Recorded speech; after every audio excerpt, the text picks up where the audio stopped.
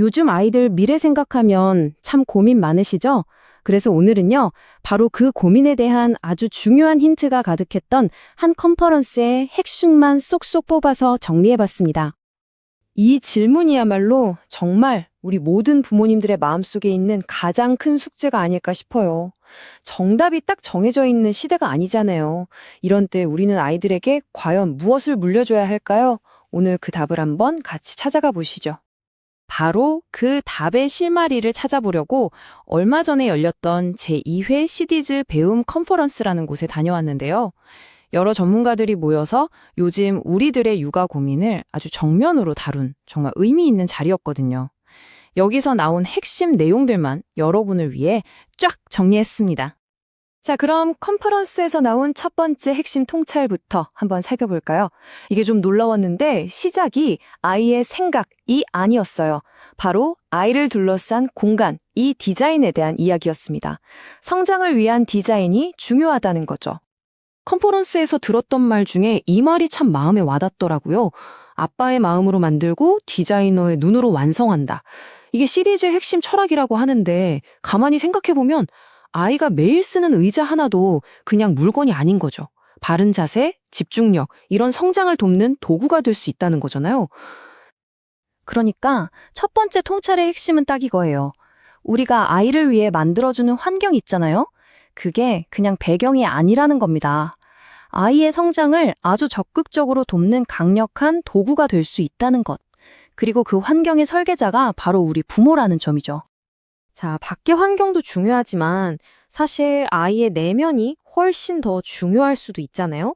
그래서 두 번째 통찰은 바로 아이의 마음을 단단하게 만들어주는 심리적 토대에 대한 이야기입니다. 강연을 하셨던 오진승 원장님이 아주 멋진 비유를 하셨어요.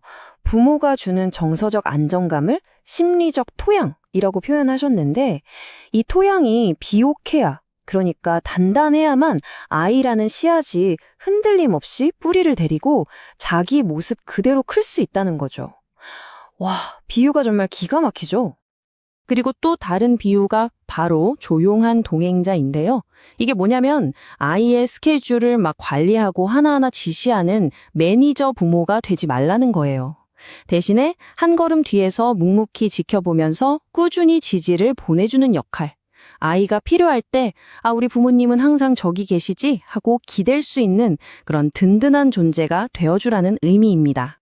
그리고 마지막 비유, 바로 안전기지입니다.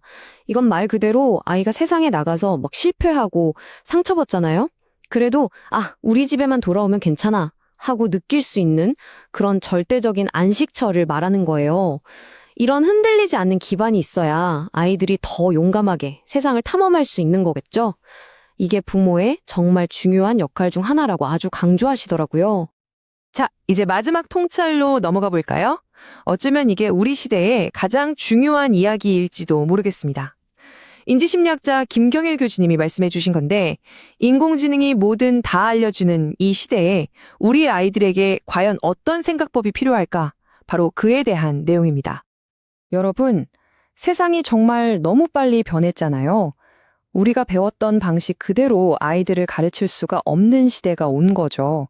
세상의 규칙이 완전히 바뀌었으니까 아이들이 갖춰야 할 핵심 능력도 당연히 달라질 수밖에 없습니다. 예전에는 우리가 학교 다닐 때만 해도 정답 많이 아는 애가 공부 잘하는 거였잖아요. 근데 지금은 어떻죠? 궁금한 거 있으면 그냥 AI한테 물어보면 답이 바로 나와요. 그러니까 정답 자체의 가치는 뚝 떨어진 거죠. 그래서 이제 중요한 건 좋은 답이 아니라 좋은 질문을 던질 수 있는 능력. 바로 호기심, 그리고 비판적으로 생각하는 힘입니다. 여기서 진짜 흥미로운 데이터가 하나 나왔는데요. 소위 말하는 상위 0.01% 학생들 있잖아요. 이 아이들의 진짜 결정적인 특징이 뭔지 아세요? 정답을 많이 하는 게 아니래요. 오히려 아주 사소해 보이는 질문에도 그건 왜 그렇지? 하고 진지하게 파고드는 그 태도와 능력이었다고 합니다. 정말 놀랍지 않나요? 김경일 교수님이 하신 이 한마디가 모든 걸 말해주는 것 같아요. AI 시대에는 틀을 깨는 인간이 생존하고 번성한다. 올해 목표가 이제 바뀌어나 한다는 거죠. 기존의 틀 안에서 일을 잘 처리하는 아이가 아니라 그 틀 자체에 이게 맞나? 하고 의문을 제기하고 아예 새로운 판을 짤 수 있는 그런 틀을 깨는 인간으로 키워야 한다는 겁니다. 자, 그럼 지금까지 나온 이 세 가지 통찰을 한번 쫙 모아볼까요? 이걸 종합했을 때 오늘날 우리 부모의 역할은 과연 뭘까요? 이제 좀 명확하고 실천할 수 있는 정의를 내려볼 시간입니다. 정리하자면 이게 바로 우리 부모들을 위한 새로운 직무 기술서 같은 거예요. 첫째, 우리는 아이의 성장을 돕는 환경 디자이너여야 하고요. 둘째, 든든한 정서적 지지자여야 하죠. 그리고 마지막으로 이게 정말 중요한데 아이의 호기심에 불을 붙여주는 질문 파트너가 되어야 합니다.